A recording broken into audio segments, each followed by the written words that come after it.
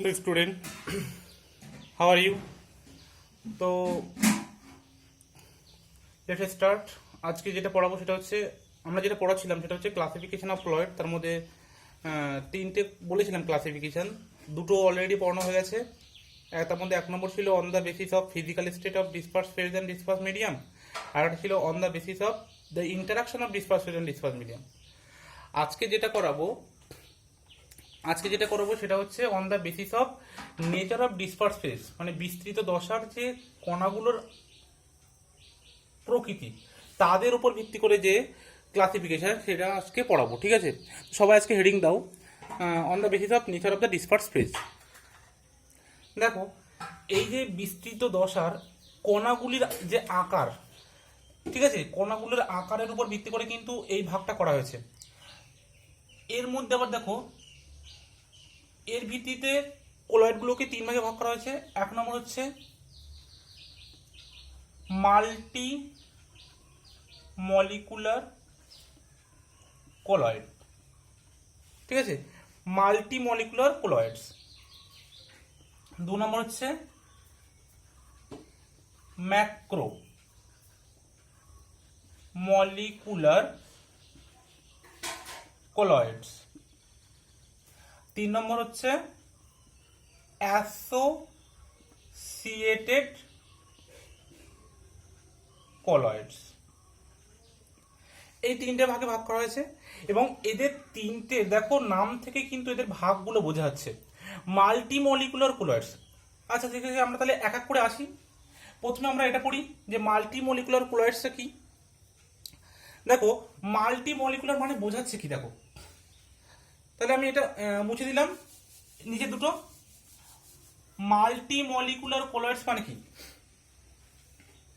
Multi MOLECULAR, ঠিক আছে, multi molecular colloid. Multi মানে হচ্ছে ছোট, যেখানে কিনা দেখো এরকম কিছু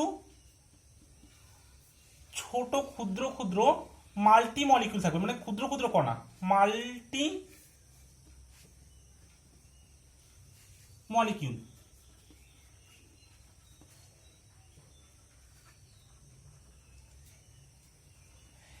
মাল্টি মলিকিউলগুলো কি করবে, নিজেদের মধ্যে এরা একে অপরের সাথে কম্বাইন হয়ে অর এগ্রিগেটস হয়ে, ঠিক আছে, নিজেদের মধ্যে কম্বাইন করতে পারবে বা এগ্রিগেটস হয়ে ওরা কি করবে না, এদের কণাগুলোকে এমন এক রেঞ্জে নিয়ে আসবে যেটা কিনা কোলয়েড সলিউশনের যে কণাগুলোর রেঞ্জ তার মধ্যে চলে আসবে, ঠিক আছে। এগ্রিগেটস হয়ে ওরা মাল্টি মলিকুলার কোলয়েড তৈরি করবে।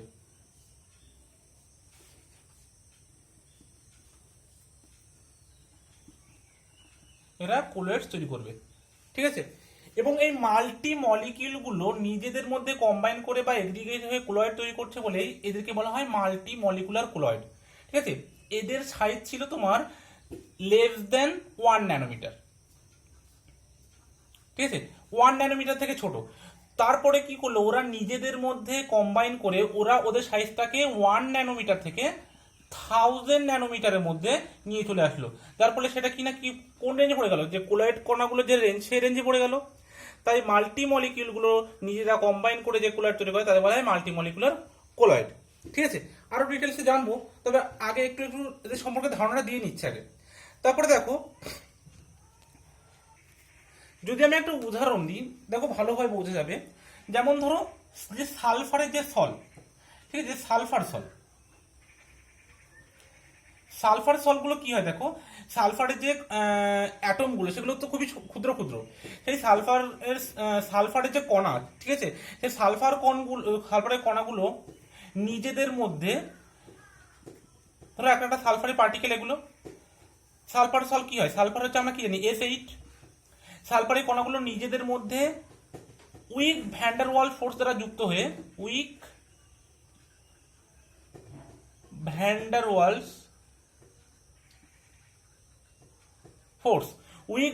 ফোর্স দ্বারা নিজেদের মধ্যে সালফার কণাগুলোকে যুক্ত করে সালফার সল কিন্তু তৈরি করে। ঠিক তেমনিভাবে কিন্তু গোল্ড সলগুলো একইভাবেই তৈরি হয়, গোল্ড সল, ঠিক আছে। এইগুলো হচ্ছে মাল্টি মলিকুলার কোলয়েডের উদাহরণ। আর এই যে মাল্টি মলিকুলার কোলয়েডগুলোর যে কণা, সেই কণাগুলো নিজেদের মধ্যে কোন বলের দ্বারা যুক্ত থাকে, না বলবে উইক ভ্যান ডার ওয়ালস ফোর্সের মাধ্যমে ওরা যুক্ত থাকে। ঠিক আছে, এবার আমরা নেক্সট আসছি ম্যাক্রোমলিকুলার কোলয়েড।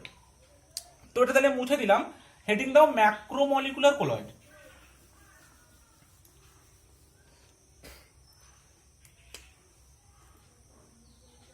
ম্যাক্রোমলিকুলার কোলয়েডস। ওকে, ম্যাক্রোমলিকুলার কোলয়েডস গুলো দেখো যে এখানে যে মলিকিউলটা থাকে সে মলিকুলের সাইজটা অলরেডি ক্লয়েডাল রেঞ্জের মধ্যেই পড়ে যায়। ঠিক আছে, কোলয়েডাল রেঞ্জের মধ্যেই থাকে বাই ডিফল্ট। ওকে, মানে এই যে কণাটার যে আকার এটা বাই ডিফল্টই কোলয়েডাল রেঞ্জের মধ্যে থাকে। তাহলে আমাদের এখানে কাজ কি, না আমাদের কাজ জাস্ট এই কণাটাকে নিয়ে সলিউশনের মধ্যে দিয়ে তাকে কোলয়েডাল সলিউশন তৈরি করা। ঠিক আছে, এদের বলা হয় ম্যাক্রোমলিকুলার কোলয়েড। মানে এইগুলো সাইজ মাইক্রো থেকে একটু বেশি বড় এবং যাদের সাইজটা অবশ্যই 1 ন্যানোমিটার টু 1000 ন্যানোমিটারের মধ্যেই থাকে, যাদের কাজ হলো শুধু এটাকে এর মধ্যে দিয়ে ঝাঁকিয়ে আমাদের ম্যাক্রোমলিকুলার কোলয়েডসটা তৈরি করা। ঠিক আছে, যেহেতু এদেরকে আমাদের জুড়তে হয় না বা এদের অন্য কোনো কাজ নেই, সেই জন্য এরা মাইক্রোমলিকুলার কোলয়েড যেটা আছে তার থেকে একটু বেশি স্টেবল হয়। ওকে, এদের যদি আমরা উদাহরণ দেখি তাহলে দেখবে যে বিভিন্ন যে পলিমার, ঠিক আছে, যেমন ধরো রাবার, নাইলন, ঠিক আছে, রাবার, নাইলন, তারপরে যে স্টার্চ, তারপরে যে এনজাইম, প্রোটিন, এগুলো সবই কিন্তু এই ম্যাক্রোমলিকুলার কোলয়েডস এর উদাহরণ। ঠিক আছে, তাহলে আমরা কি বললাম, না এদের সাইজগুলো বাই ডিফল্টই কোলয়েডাল রেঞ্জের মধ্যে থাকে, জাস্ট আমাদেরকে এটা সলিউশনের মধ্যে দিয়ে কোলয়েডাল কোলয়েডসটা বানাতে হয়। ঠিক আছে, বুঝে গেল। তারপরে যে 3 নম্বরটা সেটা হচ্ছে অ্যাসোসিয়েটেড ক্লয়েড। ঠিক আছে, তো হেডিং দাও সবাই অ্যাসোসিয়েটেড ক্লয়েড।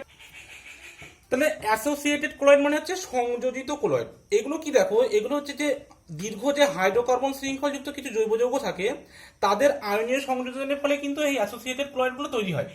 ঠিক আছে, তো তোমরা এরকম লিখতে পারো যে দীর্ঘ হাইড্রোকার্বন শৃঙ্খলযুক্ত যে কিছু জৈব যৌগ থাকে তাদের আয়নীয় সংযোজনের ফলে অ্যাসোসিয়েটেড ক্লয়েড তৈরি হয়। যেটা একটা ভালো উদাহরণ হচ্ছে মাইসেল অর মিসেল। ওটাকে কখনো কেউ মাইসেলও বলে, কেউ মিসেলও বলে, তোমরা যেটা সুবিধা হবে সেটা বলবে। তো দেখো এখানে কিছু বোঝার ব্যাপার আছে। এখানে একটা নির্দিষ্ট টেম্পারেচার এবং একটা নির্দিষ্ট কনসেন্ট্রেশনের ওপর ডিপেন্ড করে। ঠিক আছে, এই অ্যাসোসিয়েটেড ক্লয়েড তৈরি হতে গেলে। এবং আমি বললাম এর একটা ভালো এক্সাম্পল হচ্ছে মিসেল। দেখো কিছু এখানে লিখে রাখো কিছু certain substance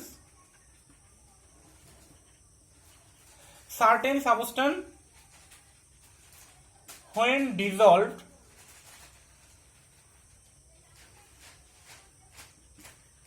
in a medium at low concentration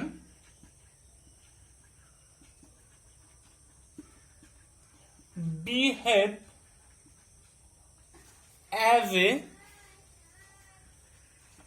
normal strong electrolyte. ওকে, মানে দেখো যখন কিছু পদার্থ বা বস্তু যাই বলো একটা সলিউশনে বা একটা মিডিয়ামে ডিজলভ থাকে, তার কনসেন্ট্রেশন যদি লো কনসেন্ট্রেশন হয় তাহলে সেটা কি হয়, একটা নর্মাল স্ট্রং ইলেকট্রোলাইটের মধ্যেও কাজ করে। কিন্তু যদি এটা হায়ার কনসেন্ট্রেশন হয়ে যায়, বাট অ্যাট হায়ার কনসেন্ট্রেশন, যদি মাত্রাটা অতিরিক্ত হয়ে যায়, ঠিক আছে, তাহলে কি হবে না exhibit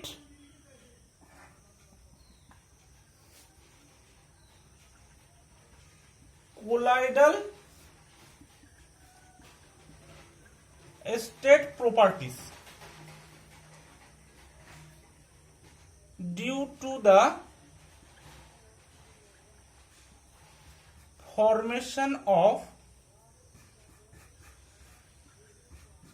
aggregated particles।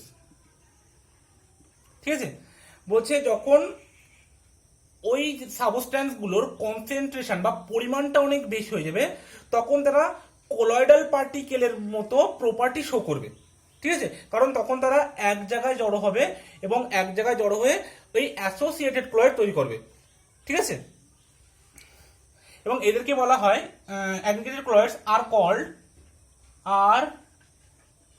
Called associated ক্লয়েড।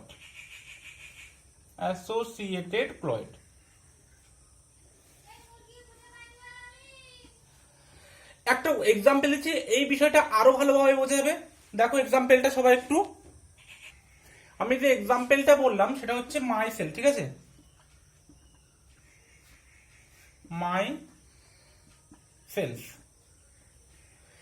Sales দেখো কি, মাই সেলসটা আর কিছু না, মানে আমরা যে বাড়িতে সোপ অর ডিটারজেন্ট ইউজ করি,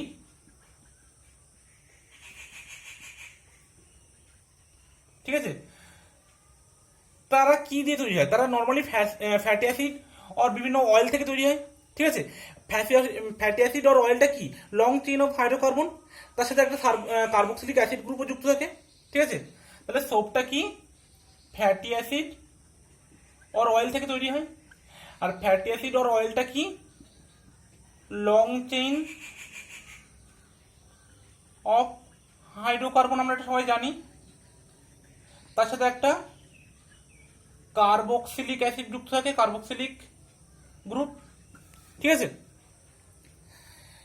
তো দেখো আমরা যে সাবানটা তৈরি করি সেই সাবানটা অ্যাকচুয়ালি কি সোডিয়াম স্টিয়ারেট, ঠিক আছে? আমরা যে সোপটা ইউজ করি সেটা কি হয় দেখো, একটা স্টিয়ারিক অ্যাসিড নিই আমরা,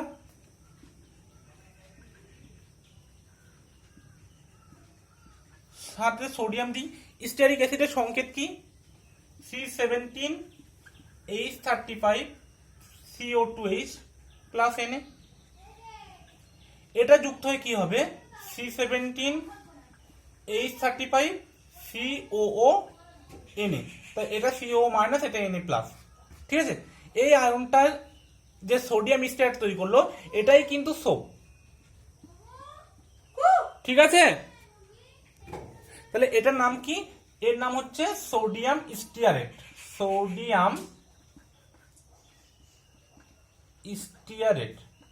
এটা হচ্ছে সোপ, ঠিক আছে?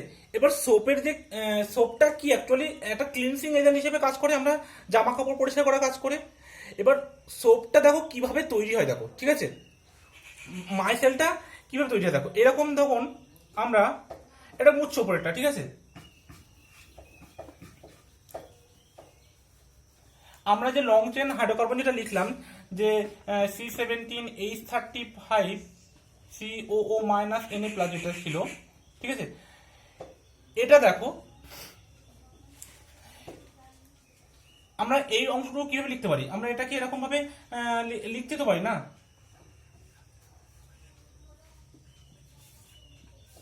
দেখো অ্যাকচুয়ালি এটা C17 হয়নি, কিন্তু আমি দেখানোর চেষ্টা করলাম যে কিভাবে লেখা হয় আর কি, এরকম ভাবে লেখা হয়, ঠিক আছে? এটা CH3 দিয়ে শুরু হবে, CH2 এরকম ভাবে C17H35CO মাইনাস, ঠিক আছে? এটা একটা কি দেখো, এটা যে আমরা এটা যে ফ্যাটি অ্যাসিড থেকে পাই বা অয়েল থেকে পাই, এটার যে এই অংশটা এটাকে আমরা বলি হেড অংশ, এই পুরো বাকি অংশটুকু আমরা বলি টেল, ঠিক আছে? লেজ। এই যে হেড অংশ এটা কিন্তু একটা পোলার পার্ট বা আয়নিক পার্ট, ঠিক আছে?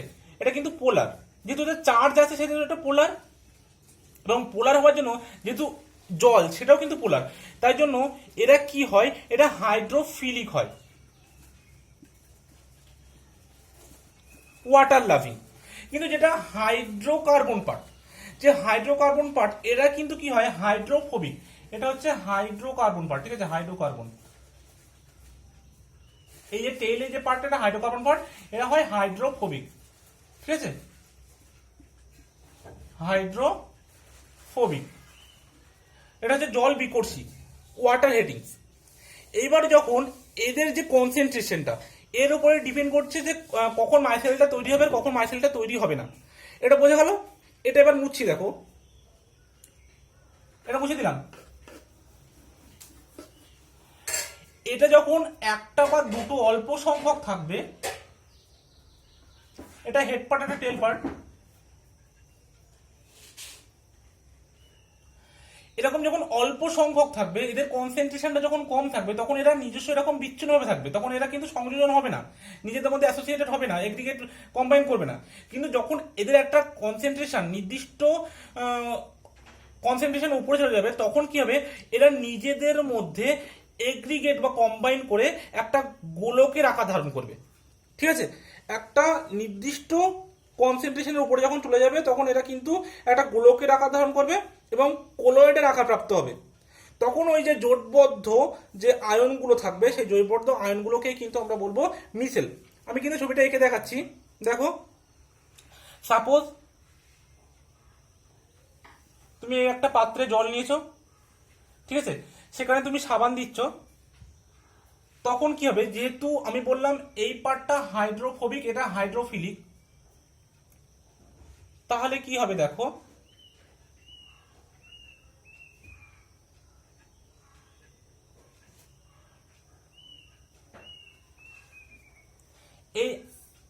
এইগুলো অ্যানায়ন পার্ট সব মাইনাস, ওকে।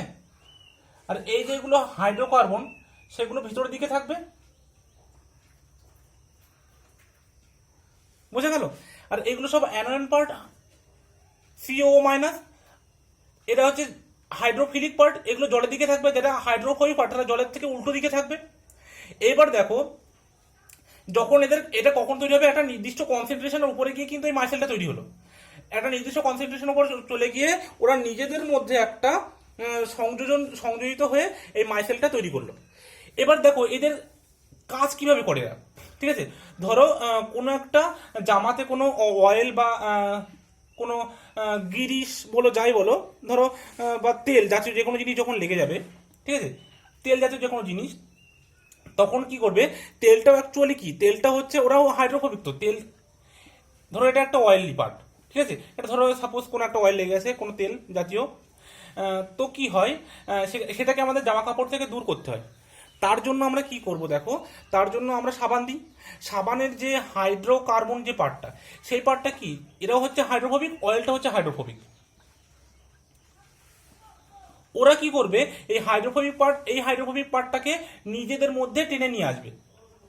তারপরে যখন আমরা এই এই হাইড্রোফোবিক পার্টগুলো এর মধ্যে চলে যাবে, গিয়ে ওটাকে এদের কাছে নিয়ে আসবে, যেহেতু দুজনেই হাইড্রোফোবিক পার্ট, একে অপরের মধ্যে একটা আকর্ষণ আছে। এবং যখন আমরা জামা কাপড়টাকে বারবার সাবান দিয়ে ঘষবো, তখন কিন্তু সে এই অয়েল পার্টটাকে ছাড়তে চাইবে না, এটা যখন চলে যাবে, তখন কিন্তু এই অয়েলের যে পার্টটা, সে পার্টটা কিন্তু ওরা নিয়ে চলে যাবে। কিন্তু আমরা যদি নর্মাল জল দিতাম, তাহলে কি এই অয়েলটা যেত? নিশ্চয়ই যেত না, ঠিক আছে। তার জন্য কিন্তু এই সাবান আমরা ইউজ করি, এবং এর কিন্তু এইভাবেই কাজটা করে, ঠিক আছে। এটাই হচ্ছে মাইসেল। তাহলে এটা বোঝা গেল, আমি এটা মুছে দিচ্ছি। তোমরা নেক্সট হেডিং দাও, প্রিপারেশন অফ কোলয়েড, ঠিক আছে, হেডিং করো প্রিপারেশন অফ কোলয়েড। তো দেখো কোলয়েডস কিভাবে প্রিপেয়ার করা যায়, ঠিক আছে। তো কোলয়েডস আমরা দেখছিলাম দু ধরনের, একটা করেছিলাম লায়োফিলিক কোলয়েডস, ঠিক আছে, দ্রাবক আকর্ষী, আরটা দেখেছিলাম লায়োফোবিক কোলয়েডস, ওকে, এটা হচ্ছে দ্রাবক বিকর্ষী। তো আমরা দেখো এর যে ডিফারেন্স পড়েছিলাম, সেখানে কিন্তু পড়েছিলাম যে লায়োফিলিক কোলয়েডসটা কিন্তু তোমার রিভার্সিবল ইন নেচার হয়। মানে এটা কি হয়, এটাকে ইজিলি প্রিপেয়ার করা যায় বাই শেকিং অর হিটিং, ঠিক আছে, বাই শেকিং অর হিটিং, ঠিক আছে। এদেরকে ইজিলি প্রিপেয়ার করা যায়, কারণ এদের যে ডিসপার্স মিডিয়াম আর ডিসপার্স ফেজের প্রতি একটা আকর্ষণ বল থাকে, তার জন্য লায়োফিলিক সল্টটাকে ইজিলি প্রিপেয়ার করা যায়। কিন্তু লায়োফোবিকের ক্ষেত্রে কি হয়, ডিসপার্স মিডিয়ামের প্রতি ডিসপার্স ফেডের কোনো আকর্ষণ থাকে না, তাই জন্য কিন্তু লায়োফোবিক কোলয়েডকে ইজিলি প্রিপেয়ার করা যায় না, ঠিক আছে। তার জন্য দেখো কি করা হয়, for preparation of lyophobic colloids, we use some special method, ঠিক আছে। আমরা শুধুমাত্র আমাদের বইতে যে সমস্ত মেথডগুলো দেওয়া আছে তারা কিন্তু সবই লায়োফোবিক ক্লোরাইড প্রিপারেশন করার জন্য, লায়োফিলিকের জন্য নয়। কারণ লায়োফিলিকটা আমরা simply by shaking or heating দ্বারা তৈরি করতে পারি, কারণ এটা রিভার্সিবলি নেচার হয়, কারণ ডিসপার্স মিডিয়ামের প্রতি ডিসপার্স ফেজের একটা আকর্ষণ বল থাকে। কিন্তু লায়োফোবিক সেলের ক্ষেত্রে এই আকর্ষণ বল না থাকায় এদের ক্ষেত্রে আমরা কিছু স্পেশাল মেথড ইউজ করি। ঠিক আছে, তো হেডিং করো যে বিভিন্ন মেথডগুলো আমি লিখে দিচ্ছি। ঠিক আছে, তো তাহলে সবাই লিখেছে নিশ্চয়ই প্রিপারেশন অফ লায়োফোবিক ক্লোরাইডসের যে মেথডগুলো দেখো, যে স্পেশাল মেথড। তার নম্বরে 1 নম্বরে লিখেছি যে ইলেকট্রিক্যাল ডিসইন্টিগ্রেশন। ইলেকট্রিক্যাল মানে এটা হচ্ছে তড়িৎ, আর ডিসইন্টিগ্রেশন মানে ভাঙা, মানে তড়িৎ দিয়ে ভাঙা। ঠিক আছে, মানে যেটা যে কোলয়েডালটা তৈরি করব বা যে সল্টটা আমরা তৈরি করব এটা কিন্তু তড়িৎ দিয়ে ভেঙে কোলয়েডালটা তৈরি করব। ব্রেড অর ব্রেডিকার্পস, এই আর্ক মানে কিন্তু স্ফুলিঙ্গ, যে তড়িৎ স্ফুলিঙ্গ বলি না, সেই তড়িৎ স্ফুলিঙ্গ বলা হয়। আর্ক মানে স্ফুলিঙ্গ, তড়িৎ স্ফুলিঙ্গ, ইলেকট্রিক্যাল আর্ক। 2 নম্বর বলেছি যে কেমিক্যাল মেথড। কেমিক্যাল মেথডের মধ্যে আবার বিভিন্ন 4টে ভাগ আছে। By double decomposition. Double decomposition মানে কি? এখানে ডিকম্পোজিশন মানেও ভাঙা, মানে যে দুটো মলিকিউল আমরা নেব, ঠিক আছে, সেই দুটোকে ভেঙে একটা নতুন সল তৈরি হবে। বাই অক্সিডেশন মানে জারণ পদ্ধতিতে।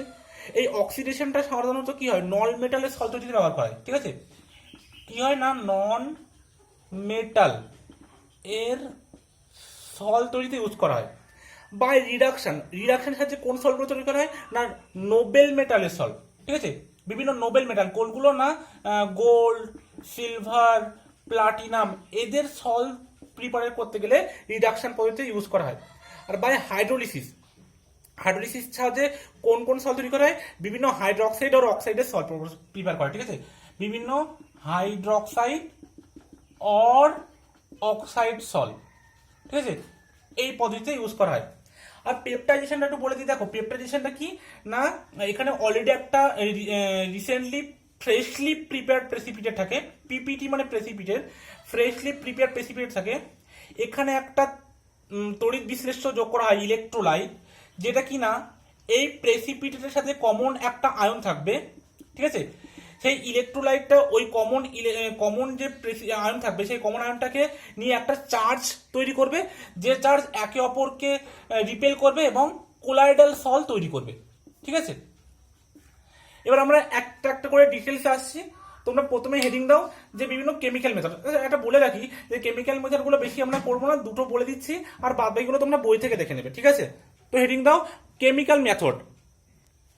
দেখো ডাবল ডিকম্পোজিশনের জন্য আমরা কি নিয়েছি, একটা নিয়েছি H2O3, ঠিক আছে, আর একটা নিয়েছি আমরা H2S। ঠিক আছে, এটা দুজন রিয়াকশন করে H2S3 সল তৈরি করবে প্লাস H2 রিলিজ করবে। ঠিক আছে, দেখো এখানে ডাবল ডিকম্পোজিশন কেন বলছে, এখানে যে H2O3 যে মলিকুলটা ছিল আর এখানে H2S ছিল, দুজনে কিন্তু ভেঙে নিজেদের মধ্যে আয়নটা এক্সচেঞ্জ করে কিন্তু এই সল্টটা তৈরি করছে। এই যে দুটোই ভেঙেছে ডাবল ডিকম্পোজিশন, তার জন্য এই নামটা হয়েছে ডাবল ডিকম্পোজিশন মেথড। ঠিক আছে, H2O3টাও ভেঙেছে, ওটাও কিন্তু ভেঙেছে। এবার আমরা এটাকে একটু ব্যালেন্স করে নিই। এখানে দেখো H2O3 H2S3 তিনটে সালফার, এখানে 3 দিয়ে দিলাম, তাহলে এখানে 3টে 6টা হাইড্রোজেন, এখানে 6টা হাইড্রোজেন। ঠিক আছে, এটা চলে গেল। আর একটা আমি মেথড যেটা দেখাচ্ছি সেটা হচ্ছে তোমার রিডাকশন মেথডটা দেখাচ্ছি। ঠিক আছে, বাই রিডাকশন। আমি বলেছিলাম এটা তোমাদের হচ্ছে বিভিন্ন নোবেল মেটাল, সিলভার, গোল্ড, প্লাটিনামের সল তৈরি করতে ব্যবহার করা হয়। তো আমি একটা গোল্ডের একটা নিচ্ছি, AuCl3। ঠিক আছে, একে আমরা বিভিন্ন বিজারক পদার্থ ইউজ করব একে রিডাকশন করার জন্য। তো সেটা ফর্মালডিহাইড হতে পারে, স্ট্যানাস ক্লোরাইড হতে পারে। ঠিক আছে, SnCl2, এগুলো সবই কিন্তু অ্যাকুয়াস। ঠিক আছে, সবই অ্যাকুয়াস। কি করবে না, এখান থেকে এটা বিজারিত গোল্ড তৈরি করবে এবং স্ট্যানিক ক্লোরাইডে পরিণত হবে। দেখো এখানে AuCl3-তে AU এর কত ছিল, +3 ছিল, সেখানে কত হলো, 0 হলো, তাহলে কি হলো, রিডাকশন হলো। ঠিক আছে, আর এখানে রিডিউসিং এজেন্টটাকে SnCl2। ঠিক আছে, সেই জন্য এটাকে বলা হচ্ছে রিডাকশন মেথড। এর সাথে নোবেল মেটালের সল তৈরি করা হয়, AU সল। বোঝা গেল? ব্যাস, আরগুলো আছে, অনেকগুলো বইতে আছে, ভিডিওটাকে বড় করছি না, তোমরা অন্যগুলো একটু দেখে নেবে। নেক্সট হেডিংটা দাও তোমরা, ব্রেডিক্স আর্ক মেথড। দেখো ইলেকট্রিক্যাল ডিকম্পোজিশন মেথড আর ব্রেডিক্স আর যে মেথডটা লিখেছি তার সেট আপটা কিন্তু এরকমই, ঠিক আছে। দেখো যে ইলেকট্রিক্যাল ডিসইন্টিগ্রেশন মেথড যেটা সেটা কিন্তু ইউজ করা হয় to prepare colloidal solution of metal, ঠিক আছে, মেটালের কোলাইডাল সলিউশন তৈরি করার জন্য। এবং দেখো এই সেটআপটা যদি লক্ষ্য করো, আমরা যে মেটালের সল্ট তৈরি করব এখানে কিন্তু সেই মেটালের ইলেকট্রোড ইউজ করব, ঠিক আছে। আমরা যদি গোল্ড সল্ট প্রিপেয়ার করতে চাই তাহলে কিন্তু আমরা এখানে গোল্ড ইলেকট্রোড ইউজ করব, গোল্ড ইলেকট্রোড, ঠিক আছে। সেটা একবার বলে দিই। দেখো প্রথমে একটা বড় বিকার নিয়েছি, তার মধ্যে একটা ছোট বিকার নিয়েছি, সেই ছোট বিকারের মধ্যে আমরা কিছু জল দিয়েছি যেটাকে ডিসপারশন মিডিয়াম বলছি, এবং এখানে কেউ দিয়েছি একটা ইলেকট্রোলাইট, ঠিক আছে। এবার দেখো এখানে দুটো গোল্ডের ইলেকট্রোড রেখেছি এবং সেটাকে একটা ওয়্যার দিয়ে ইলেকট্রিকের সাথে জুড়ে দিয়েছি। যখন এখান থেকে ইলেকট্রিকটা আসবে তখন কি হবে, দেখো এখানে একটা ইলেকট্রিক্যাল আর্ক তৈরি হবে, ইলেকট্রিক্যাল আর্ক, ঠিক আছে। তড়িৎ স্ফুলঙ্গের জন্য কি হবে, এখান থেকে কিছু গোল্ডের পার্টিকেল এই ধীরে ধীরে এখানে জলে জমা হবে এবং এখানে ইলেকট্রিক্যাল আর্ক তৈরি হবে, যেন প্রচুর হিটও তৈরি হবে। এই হিটের জন্য কি হবে, এটা জলীয় বাষ্পটা বাষ্পীভবন হয়ে সল্টটা চলে যেতে পারে, কিন্তু যাতে সেই সল্টটা বেরিয়ে না যায় তার জন্য এখানে আইস রাখা হয়। এই আইসটা কি করে, ওই গরম হাওয়ার হাত থেকে এটাকে বন্ধ করে এবং পুনরায় ঘনীভবনের মাধ্যমে এই গোল্ডের যে পার্টিকেলগুলো এগুলো সল হিসেবে নিচে জমা হয়, ঠিক আছে। সল হিসেবে কিন্তু এই সলিউশনে থেকে যায়। এটাই হচ্ছে ইলেকট্রিক্যাল আর্ক মেথড। এটা ইউজ করা হয় বিভিন্ন মেটালের জন্য, বিশেষ করে সিলভার, গোল্ড, প্লাটিনাম এদের, ঠিক আছে। এবার হচ্ছে পেপটাইজেশন, হেডিং দাও পেপটাইজেশন। তো পেপটাইজেশনে দেখো আমাদের তিনটে জিনিস দরকার, সেটা হচ্ছে জল বা যে কোনো একটা particular medium, freshly prepared precipitate, আর একটা ইলেকট্রোলাইট, ঠিক আছে, যেটা কিনা পেপটাইজিং এজেন্ট বলে।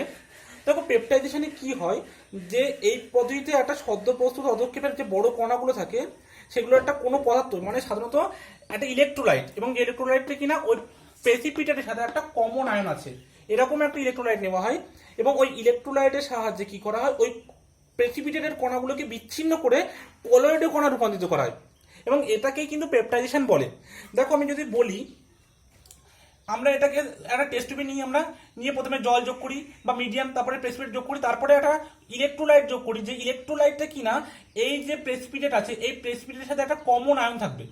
এই কমন আয়নের সাথে এই ইলেকট্রোলাইটের যে কমন আয়ন থাকবে তারা একটা নির্দিষ্ট চার্জে আহিত হবে, এবং দুজনে যেহেতু এই প্রেসিপিটেট আবার ইলেকট্রোলাইট দুটো যেহেতু সেম চার্জে আহিত হয় তাহলে একে অপরকে রিপেল করবে। একে অপরকে রিপেল করার জন্য ওই যে প্রেসিপিটেটের বড় কণার জন্য প্রেসিপিটেট পড়েছিল সেই বড় কণাগুলো বিচ্ছিন্ন হয়ে ক্ষুদ্র ক্ষুদ্র কোলয়েড কণা রূপান্তরিত হবে এবং কোলয়েডীয় সল তৈরি করবে, ঠিক আছে। অ্যাকচুয়ালি কি হচ্ছে না, এটা একটা প্রসেস, লেখো it is the process of converting a freshly prepared precipitate substance into colloidal particle by shaking with a suitable electrolyte, ঠিক আছে। তাহলে কি বললাম না, it is the process of converting a freshly prepared precipitated substance into colloidal particles by shaking with a suitable electrolyte. কিন্তু suitable electrolyte হবে যদি common ion থাকতে হবে, এটা কিন্তু একেবারে বাধ্যতামূলক নয় যে কমন আয়ন থাকতে হবে, তবে জেনারেলি মানে কমন আয়ন থাকে আর কি ইলেকট্রোলাইটের, ঠিক আছে। তাহলে এটা হচ্ছে একটা প্রসেস যেখানে কিনা প্রেসিপিটেটটাকে কনভার্ট করে colloidal পার্টিকেলে by shaking with a suitable electrolyte. Thank you guys. Thank you so much.